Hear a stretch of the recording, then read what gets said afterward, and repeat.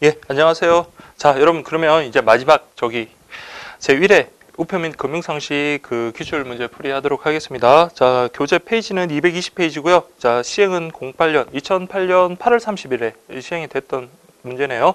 자, 그러면 1번부터 먼저 살펴보도록 하겠습니다. 1번, 우편 사업에 관한 내용을 설명한 것 중 옳지 않은 것은 이라고 되어 있네요. 그래서 1번 보시면 우편 사업은 국가에서 직접 경영하고 국가 기업에 의한 사업으로 경영 형태 면에서는 정부 직영 형태에 속한다. 그렇죠? 그래서 이거는 국가 기업 해당한다. 1번 맞습니다. 2번 보시면 우편 이용 관계의 법적 성질은 우편 이용자와 우편 간사의 상호 간의 송달 계약을 내용을 하는 공법상의 계약 관계다라고 되는데, 국가기관과 국민 간의 관계는 원칙적으로 공법 관계가 맞아요. 그렇지만 아무리 국가기관과 국민 간의 관계라 하더라도 대등한 지위에서 하는 계약들 있잖아요. 뭐 물품을 사고 팔든지, 뭐 우리 정부 기관에서도 여러분들 필요한 뭐 사무용품 같은 거 구매하는 행위 있잖아요. 그런 것들은 공법상의 행위가 아니라 사법상의 행위로 보거든요. 근데 이제 뭐 세금을 부과한다든지 그런 거는 우월한 지위에서 국가기관이 국민에게 부과하는 거기 때문에 그때는 여러분들 공법상의 계약관계다 이렇게 보시면 돼요. 근데 우편 이용 관계 요거 역시 대등한 지위에서 하는 거기 때문에 사법상의 이용 관계입니다. 그래서 우리 우편 금융 상식에 나오는 것들은 다 사법상의 어떤 계약관계다 그렇게 보시면 돼요. 그래서 우편 이용 관계도 사법상의 계약관계고 예금, 보험도 마찬가지입니다. 그래서 어쨌든 2번은 잘못됐네요. 그래서 이건 많이 강조드렸던 겁니다. 그래서 사법상의 계약관계면 자, 우리 다툼이 있으면 어디로 간다? 행정소송이 아닌 민사소송으로 간다. 그렇게 기억을 하시면 돼요. 3번, 우편 이용관계에 있어서 무능력자의 행위라도 능력자의 행위와 동일한 효력이 있다. 그렇죠? 그래서 아무리 미성년자가 단독으로 했다. 그럼 법률행위를 원칙적으로 취소할 수 있거든요. 근데 우편 이용관계에서는 그렇지 않다라는 거예요. 그래서 미성년자가 부모의 허락을 받지 않고 어떤 뭐 우편물 뭐 송달 업무를 갖다가 계약을 체결했다 그러더라도 요거는 우리 아이가 나의 동의를 받지 않고 했으니까 이 계약 취소할래요. 그렇게 안 된다는 거예요. 그래서 이때는 무능력자의 행위라도 능력자의 행위와 동일한 효력이 있습니다. 자, 중요한 질문이고요. 4번, 우편 이용 관계는 제3자를 위한 우편 간사와 발송인과의 계약. 그렇죠. 계약 당사자는 누굽니까? 우편 간사하고 발송인이지만 이건 누구를 위한 거예요? 수취인이라는 제3자를 위한 계약이잖아요. 그렇죠? 그래서 우편 이용 관계자는 우편 간서, 발송인, 수취인. 그래서 계약 당사자는 발송인하고 우편 간서지만 그 이용 관계자는 거기다 뭐까지? 수취인까지 플러스가 됩니다. 그래서 4번도 맞는 지문이네요. 그래서 여러분 정답은 2번 그렇게 보시면 되고요. 그 다음 2번 보시면 등기 취급을 전제로 한 부가 우편 영무에 관한 설명으로 바르게 연결된 것은 이라고 되네요. 영무란 말이에요. 여러분 서비스라는 말이에요. 그래서 과거에는 보니까 영무라는 표현을 썼다가 지금은 서비스라는 그런 표현을 다 쓰더라고요. 그래서 기억본 보시면 현금 추심을 위탁받은 물건을 수취인에게 배달하고 그 대금을 수취인으로부터 받아 발송인에게 송금해 주는 거다. 그렇죠?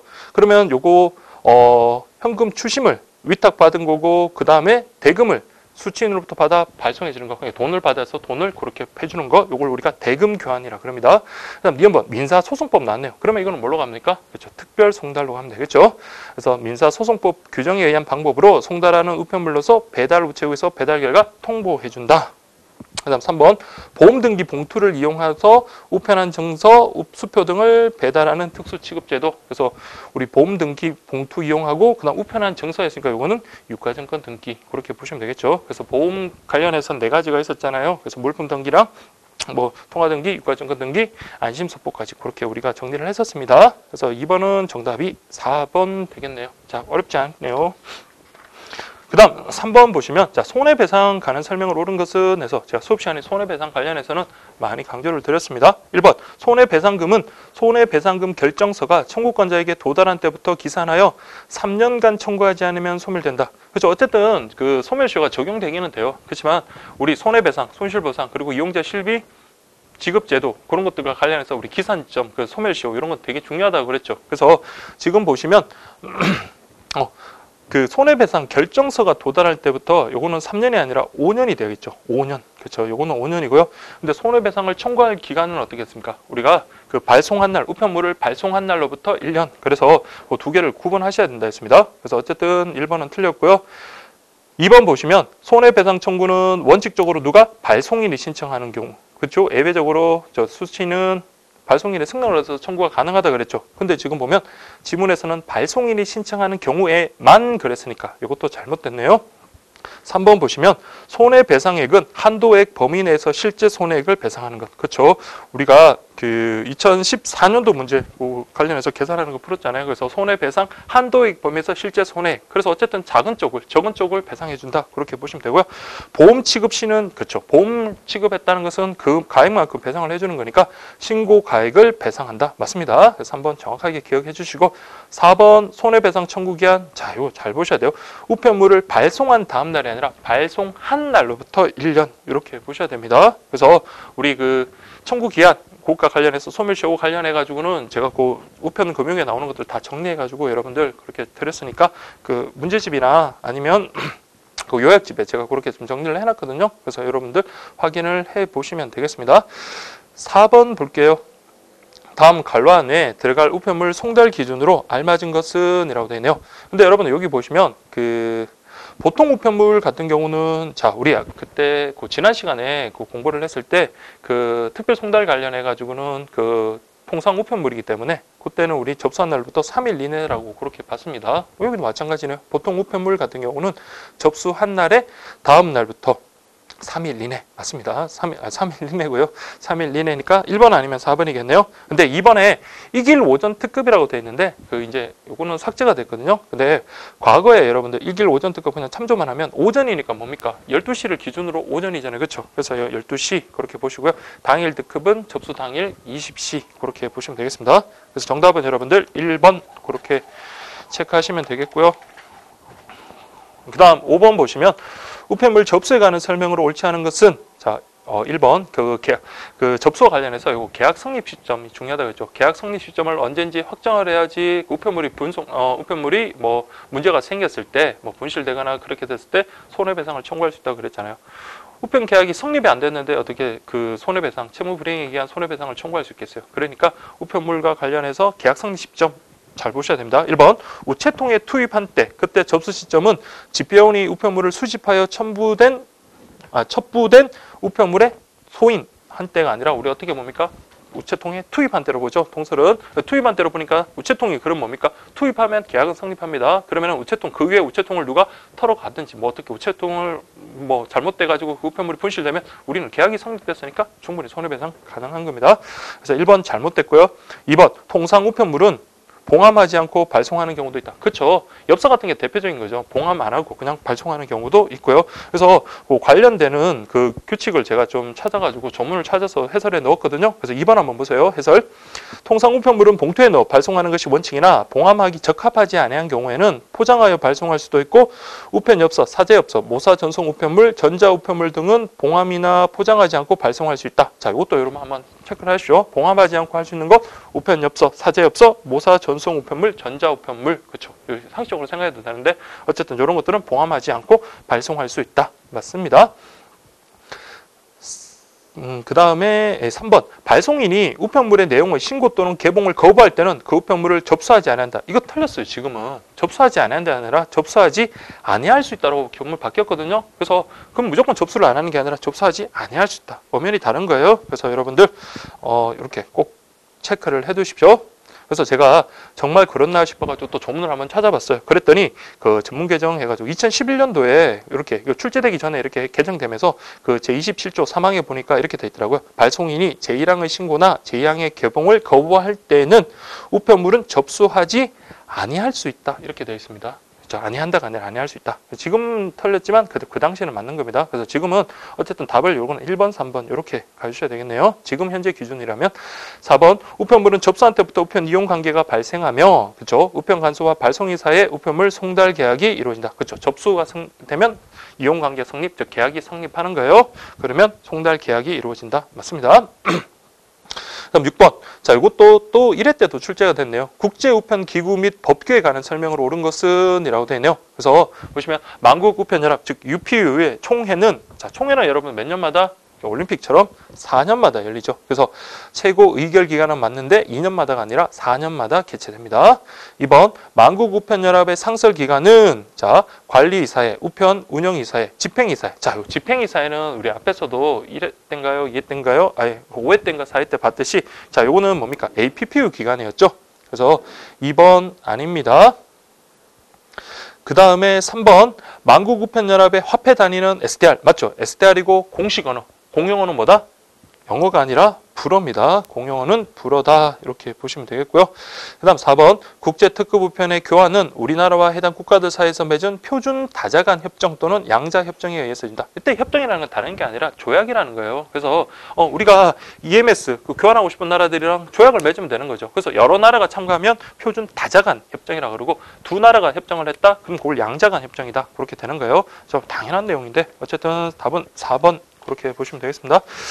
7번 보시면 국제통상 우편물에 관한 내용으로 옳지 않은 것은 이라 되네요. 우편 엽서는 직사각형이다. 그래야 되겠죠. 엽서 여러분들 직사각형이 원칙이겠죠. 2번 항공서관은 그렇죠. 항공서관 등기 당연히 가능합니다. 발송할 수 있고요.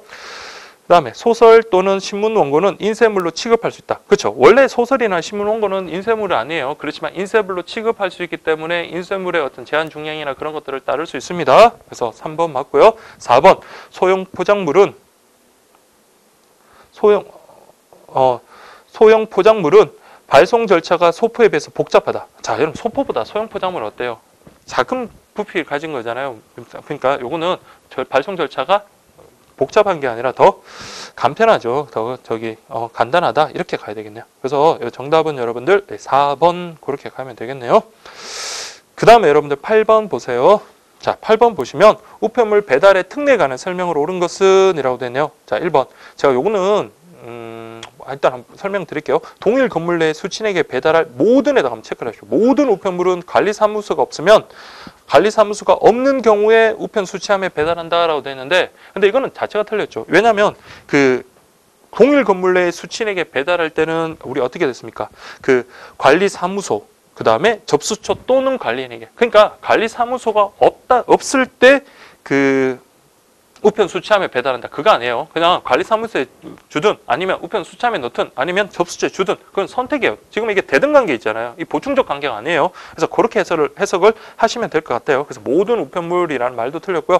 그 다음에 관리사무소가 없는 경우에라는 말도 틀렸겠네요. 그래서 우편물 중에서 여러분들 뭐 등기가 되거나 그런 것들은 이렇게 좀 예외가 있겠죠. 그래서 직접 이렇게 배달을 해야 되는 그런 문제가 있습니다. 근데 어쨌든 그것보다도 요거는 대등적 관계다. 그래서 관리사무소라든지 아니면 뭐 수취함이라든지 그러니까 반드시 관리사무소가 없는 경우에 그 수취함에 우편 수취함에 넣어야 되는 것 아니다라고 그렇게 보시면 돼요. 그래서 1번 해설이 그 제가 좀 미흡한데 그렇게 좀 이해를 하시면 될 것 같아요. 자, 그다음에 2번. 그래서 1번은 틀렸습니다. 2번 우편 43 번호를 기재하지 않은 특급 우편의 우편 43 사용자에게 가는 것이 확실한 경우에는 우편 43에 배달한다라고 그렇게 지금 되어 있네요. 근데 여러분들 아무리 그 43 사용자에게 가는 것이 확실하다 하더라도 43에다 배달하는 것은 그 취지에 반하게 됩니다. 특급 우편물이니까 이런 경우 자 이렇게 특급 우편물이라든지 뭐 이런 것 등기 같은 이런 것들은 뭡니까?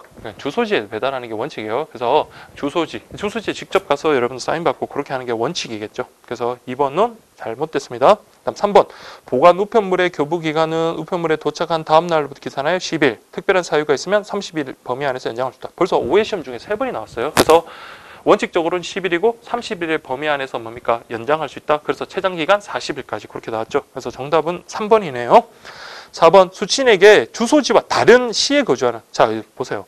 수취인의 주소와 다른 시에 거주하는 대리인이 있어요. 그러면 그 사람을 대리수령인으로 지정했다면 우편관서에 신고를 했다 하더라도 대리수령인에게 등기 우편물을 배달한다. 자, 이거는 대리수령이라는 것은 자 물론 한 집에 살 필요는 없지만 동일 집배구에 있어야 돼요. 그래서 이거는 여러분 다른 시구에 있으면은 뭡니까? 그 당사자에게 직접 배달해야 됩니다. 대리인에게 배달하는 게 아닙니다. 아무리 대리인이 신고했다 하더라도 대리인이 그 실제 그 본인이랑 동일한 집배구에 있다면 대리인에게 배달해도 되겠지만 그렇지 않다면은 그 당사자 대리수령에게 등기 우편물을 배달하는 게 아니라 이 경우 등기 우편물이잖아요. 그렇기 때문에 이때는 당사자에게 직접 배달, 즉 수취인에게 직접 배달해야 된다. 이렇게 보시면 됩니다. 그래서 8번이 나름 좀 그 1회 시험이 솔직히 좀 전체적으로 문제가 좀 평이한 수준이거든요. 근데 요 특히 8번 같은 경우는 지문 정리 좀 잘 해 주시기 바랍니다. 지문 4개 다 좀 꼼꼼히 보셔야 될 그런 지문이네요.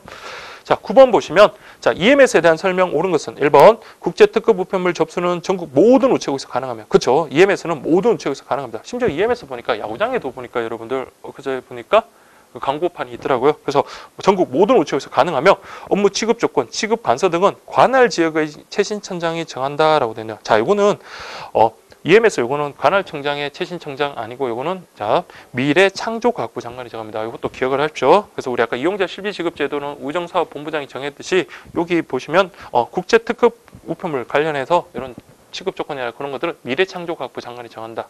꼭 좀 기억하십시오. 제가 아까 말씀드렸죠. 문제집에 그런 것도 쭉 정리가 되어 있거든요. 그래서 그거 한번 빈칸 갈라놓기 한번 하면서 좀 풀이 연습을 좀 해보시는 게 도움이 될 겁니다. 2번 국제특급 우편물은 항공 및 등기를 기본으로 하고 맞죠? 국제특급 우편물은 항공 및 등기가 기본. 빨리 가야 되잖아요. 그래서 등기, 추적기 돼야 되고요. 배보 추가하여 특수취급. 그렇죠. 배보 초이. 그러니까 이게 배달 통지, 보험 취급을 부가 취급할 수 있다. 맞습니다. 3번 이용자와 우편 간섭한 이용계약의 종류는 정기특급, 부정기특급, 이건 정기, 부정기, 정기냐, 그런 임시냐, 뭐 그런 걸로 나눈 거죠. 그래서 요걸 갖다 이용계약의 종류는 여러분들 뭘로 구분하냐면 계약 국제특급 우편이냐, 아니면 수시 국제특급 우편이냐, 이렇게 구분합니다. 자, 이거 말이 자체가 좀 헷갈리니까 이거 좀 잘 정리를 해주십시오. 그래서 이용자와 우편 간섭 간의 이용계약의 종류는 자, 계약 국제특급 우편이냐, 아니면 수시 국제특급 우편이냐. 그렇게 구분해줍니다. 그래서 그 4조에 보시면 조문 한번 보세요. 제가 조문글에서 좀 찾아봐서 그렇게 좀 정리를 했거든요. 보시면 국제특급 우편의 종류는 계약 국제특급 우편과 수시 국제특급 우편으로 구분된다. 그래서 법령 문제도 이렇게 매회 그렇게 나오고 있습니다. 다음 그 4번 보시면 송금한 유가증권료는 자, 국제특급 우편으로 보낼 수 있다라고 했는데, 자, 동과 관계되는 거는 아까 EMS로 보낼 수가 없다라고 말씀을 드렸어요. 그래서 우리 사무 회사와 관계되는 거 그런 걸 보낼 수 있지만 동과 관계되는 거라든지 뭐 그 금은 같은 그런 그 기금속 있잖아요. 그런 것들은 뭐 가공이 됐든 가공되지 않았든 보낼 수 없다. 그렇게 보시면 되겠습니다. 그래서 9번의 정답은 2번이고요. 그 다음에 10번부터는 금융파트네요. 예금거래 약관에 대한 설명을 옳지 않은 것은 1번 약관의 의미가 불명확해요. 그러면 당연히 어떻게 합니까? 작성자 불이익의 원칙에 따라야 되겠죠. 그래서 예금자한테는 유리하게, 작성자에게는 불리하게 해석하는 것이 원칙이다. 맞는 지문이고요. 2번 약관은 해석자의 주관에 의한 것이 아니라 객관적 합리성에 입각하여 해석되어야 하며 그렇죠. 이거는 막 당사자가 임의대로 해석하면 안 됩니다. 그래서 객관적으로 그렇게 해석해야 되고요. 그다음 시간, 장소, 거래 상관관계에 따라 달리 해석되어서는 아니 된다. 맞는 지문이고요. 그래서 이걸 객관적 해석의 원칙 아니면 객관적 통일적 해석의 원칙 이렇게 말하죠. 3번 개별적인 예금 상품의 특성에 따라 세부적인 내용을 약관이나 특약의 형식으로 정하고 있다. 그렇죠. 약관이 그러니까 공통적인 약관에다가 개별적인 어떤 상품이나 그런 거에 따라서 상품별로 따로 이렇게 약관을 정할 수 있습니다. 그래서 그렇게 정하고 있다. 3번 맞고요. 4번 예금 계약에 대해서는 예금거래 기본 약관을 우선 적용하고 예금 종류별 당해 예금 상품의 약관을 차례로 적용하는 것이 원칙이다라고 되는데 여러분들 자 기본이 있으면 여러분들 특별법부터 먼저 적용되거든요. 그 상품에 대한 구체적인 것부터. 그래서 이건 순서가 바뀌었네요. 그래서 당해 예금 상품의 약관을 먼저 적용하고 그다음 예금 종류별 약관 그리고 마지막으로 자 그런 약관이 없다. 그러면 이제 보충적으로 뭘 적용해라? 예금거래 기본 약관 그걸 적용한다. 이렇게 보셔야 되겠네요. 그래서 정답은 4번 되겠습니다. 그 다음에 11번 보시면 그 개인연금, 연금저축에서 구개인연금이냐 신개인연금이냐 그 구분한 표 있잖아요. 그거 우리 기본 강의시한테도 많이 다뤘었습니다. 그래서 보시면 그 신개인연금에 대한 내용 중 옳은 것은 연금저축의 내용 중 옳은 것은 그랬네요. 자, 만 14세 이상은 구개인연금이죠. 그래서 신개인연금은 빵세, 0세부터 가능합니다. 그래서 기억 아니고요. 그다음에 분기당 300만 원이라고 되어 있네요. 자, 분기당 300만 원은 여러분들 자, 분기. 그러면 이건 1년에 하면 1,200만 원이잖아요. 근데 그게 아니라 신개인연금은 어떻겠습니까? 연간 1,800만 원이라고 했죠. 그렇죠. 연간 구개인연금이 분기당 300이니까 연간 1,200이면 요거는 연간 1,800으로 더 늘어났다라고 했습니다. 그다음 3번 D급번 보시면 납입 기간 5년 이상. 그렇죠. 과거에는 10년이 했지만 지금 5년으로 바뀌었고요. 다음 연금 수령 시 연금 소득세를 원천 징수합니다. 여기는 연금 소득세 원천 징수한다. 그래서 과거에는 연금 수령할 때 세금 징수 안 했어요. 그렇지만 신개인 연금 같은 경우는 원천 징수한다는 거 기억을 하십시오. 그래서 수령 그 날짜 수령할 때 그 나이에 따라서 좀 차등 적용한다는 까지 그렇게 기억을 하십시오. 어쨌든 원천 징수한다 맞고요.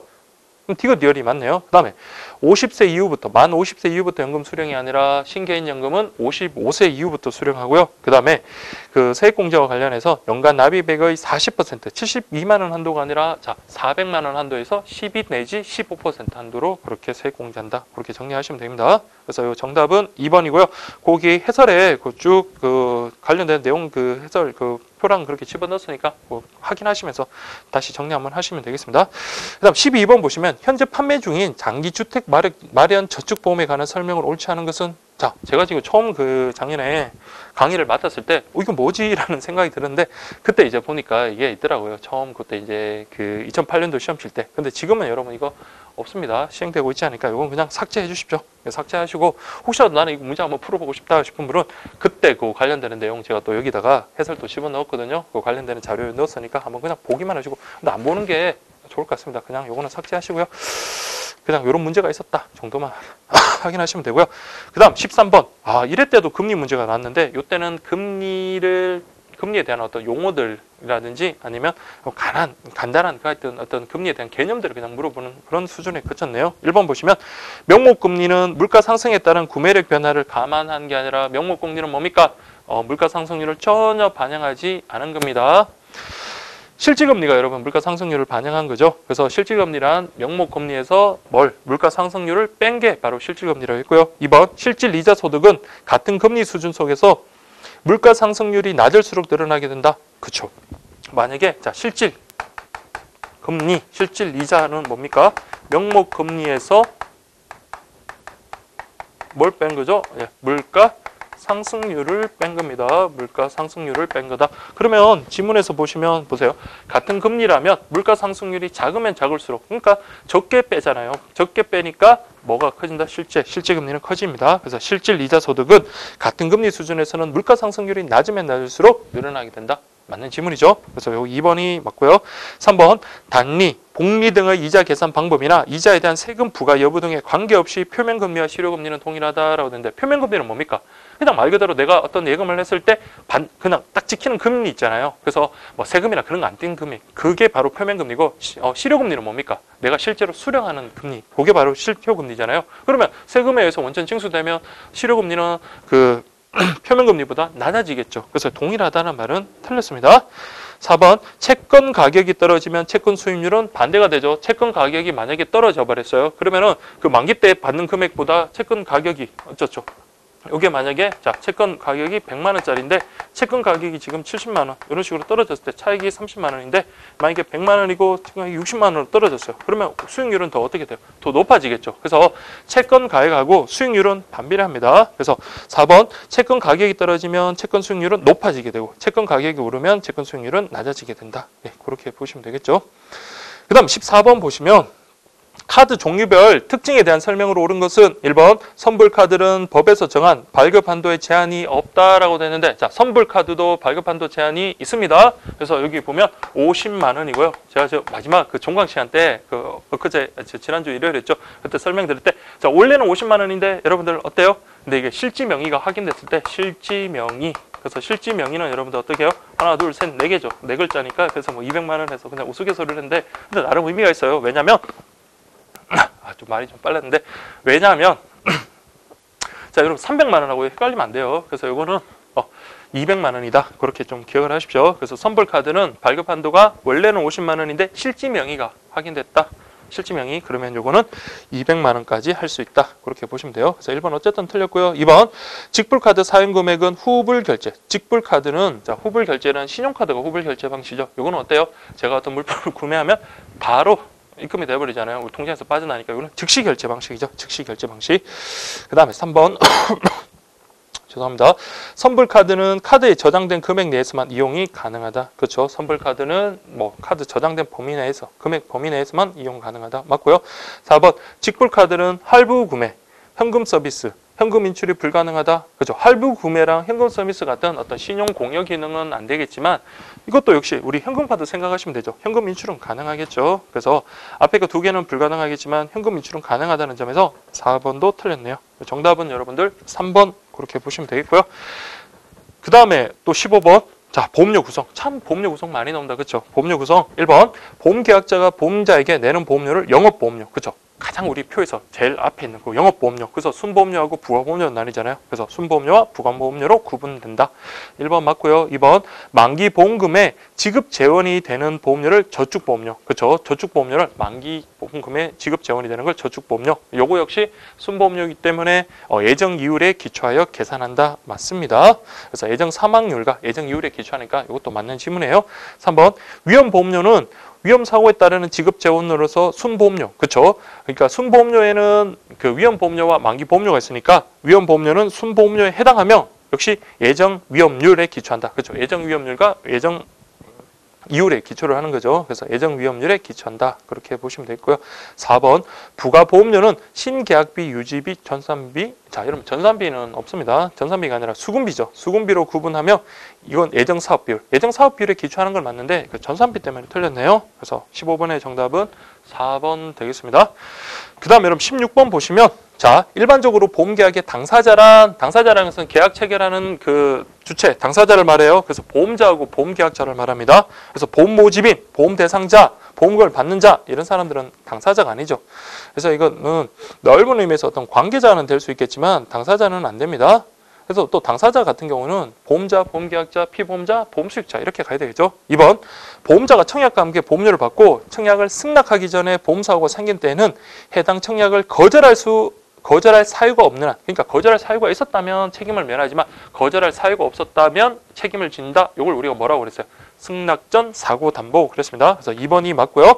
3번 타인의 사망을 보험사고로 하는 보험계약은 보험계약 체결 시 보험대상자, 즉 피보험자의 서면에 의한 동의를 얻도록 규정하고 있죠. 서면 또는 구두가 틀렸어요. 말로서는 안 됩니다. 4번 사망을 보험금 지급 사유로 하는 생명보험계약에서 만 15세 미만자, 심신박약자, 심신상실자, 근데 신체 허약자. 여러분 허약자는 사람마다 다르잖아요.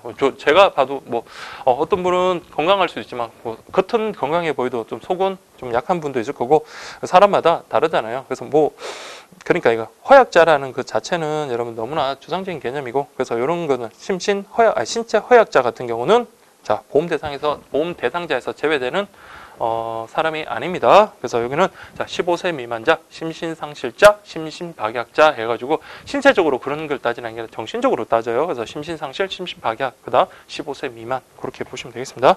정답은 여러분들 옳은 것이 있으니까 2번 그렇게 가면 되겠고요. 그다음 17번 볼게요. 다음에서 설명하고 있는 금융상품으로 알맞은 것은 자 이런 문제 나오니까 보니까 여러분들 아무 밑도 끝도 없이 그냥 우리 영어 약자로 이렇게 나왔죠. 그럼 약자도 여러분 좀 알아두셔야 되겠죠. 그래서 17번 보시면 일단 개념은 좀 개념부터 일단 알아두셔야 돼요. 종합금융회사가 고객 예탁금을 어업 및 국공채 등에 운용하여 수익을 고객에게 돌려주는 실적 배당 금융상품 수시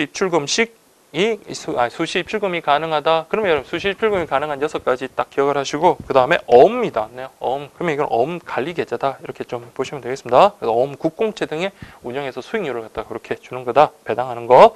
그래서 어음 관리 계좌. 어음 관리 계좌는 뭐예요?